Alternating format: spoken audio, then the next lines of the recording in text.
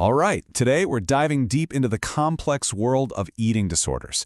We're going to look at this from a clinical perspective, exploring what they are, what causes them, and, most importantly, the paths to recovery. So, let's start with a question that really gets to the heart of it all.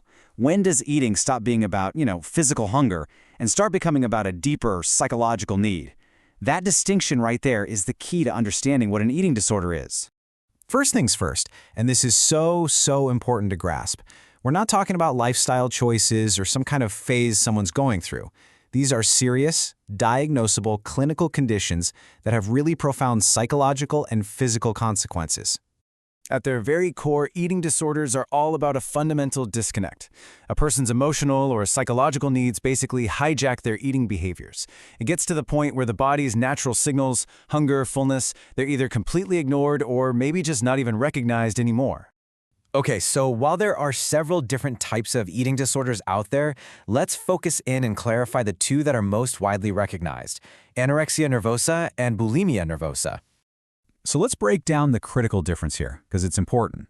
Anorexia is really defined by that severe food restriction, an absolutely intense fear of gaining weight, and a refusal to stay at a healthy body weight. Bulimia, on the other hand, is all about this cycle, binging on large amounts of food and then purging. And what's really crucial to note is that someone with bulimia might actually maintain a normal or even above normal weight, which can make the disorder a lot less visible to the people around them. So you might be wondering, what on earth causes these conditions? Well, there's no single, simple answer.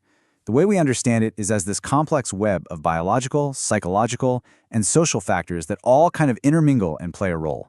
Let's start with the social piece. Our media landscape is just saturated with a very specific, and let's be honest, often unattainable thin ideal. This constant bombardment creates enormous cultural pressure. It pushes this idea that being thin equals success and happiness, and that dieting is the way to get there. Now, psychologically, we often see links to certain underlying personality traits.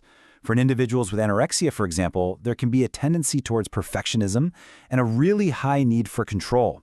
So restricting food can become a way to feel in control when other parts of life feel totally chaotic. For those with bulimia, the behaviors can be tied to managing intense emotions, where that binge-purge cycle becomes a way to release emotional pressure, which is then followed by self-punishment. And finally, you've got the biological and familial factors. There's real evidence for a genetic predisposition, which means these disorders can actually run in families. The home environment is also huge. Things like unhealthy eating habits or a really high-pressure family dynamic can definitely increase a child's vulnerability. Now, as complex and, frankly, as daunting as the causes are, here's the good news, and it's really good news. Recovery is absolutely possible. Effective treatment isn't just one thing. It involves a multifaceted approach that addresses the whole person. A successful treatment plan has to be holistic. It has to address the body, the mind, and the social environment all at once. It usually starts with medical and nutritional stabilization. You have to heal the body first. Then, you bring in therapies like cognitive behavioral therapy, or CBT, which helps challenge those distorted thoughts about weight and self-worth. And finally, family-based therapy can be essential, especially for younger people, to build a really strong support system right there at home. To really get a sense of the urgency here for both treatment and prevention, let's take a look at who is most affected by these disorders and the severe physical toll they can take on the body. Wow. Just take a look at that statistic. Over 90% of people with eating disorders are adolescent and young adult women. That is just staggering. It really highlights how incredibly vulnerable this demographic is, often at a time in life when social pressures and the need to fit in are at an all-time high. And make no mistake, the damage is far from just psychological. The physical consequences are severe, and they can be life-threatening.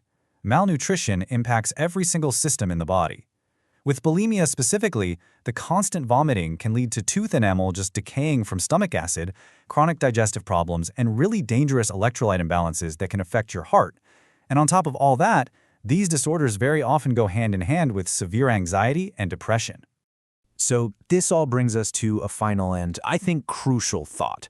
While individual recovery is, of course, the immediate goal, long-term prevention, well, that's going to require a cultural shift. It really challenges all of us to stop and think about how we can collectively build a society that values all kinds of different bodies and that prioritizes genuine health and well-being over the chase for some narrow and often dangerous ideal.